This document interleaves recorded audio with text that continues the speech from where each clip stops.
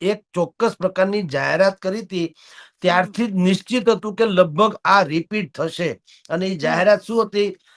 પ્રત્યેક મહિલા જે છે એના ખાતામાં 10,000 રૂપિયા નાખી દીધા. દેશું નહીં, દીધા. હવે આ તો વોટ ખરીદવા જેવી વાત થઈ બેન. 10,000 રૂપિયા તમે મને આપો ને મારે તમને એક મત આપવો, તો એ તો કાયદેસરની ખરીદ પરોખ જ થઈ ને.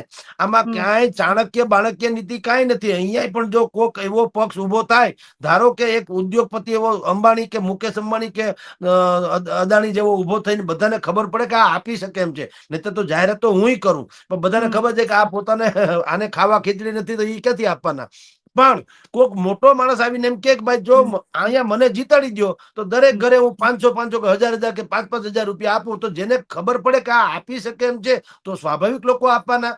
એમ અહીંયા તમે એનડીએ સરકાર, એ તો કેન્દ્રમાં સરકારમાં તો હતી જ, અને નીતિશ બાબુ આટલા વર્ષોથી અહીંયા મુખ્યમંત્રી છે, તો ખબર હતી કે સરકાર ઉપર તો છે.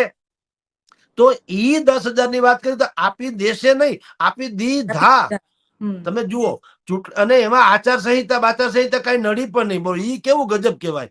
સામાન્ય રીતે તમે ચૂંટણીની આચારસંહિતા જાહેર થાય પછી તમે ધર્મના નામે, પૈસાના નામે, વર્ગના નામે, કોમના નામે, જાતિના નામે કોઈને આકર્ષી શકતા નથી, એવું કહેવાય છે.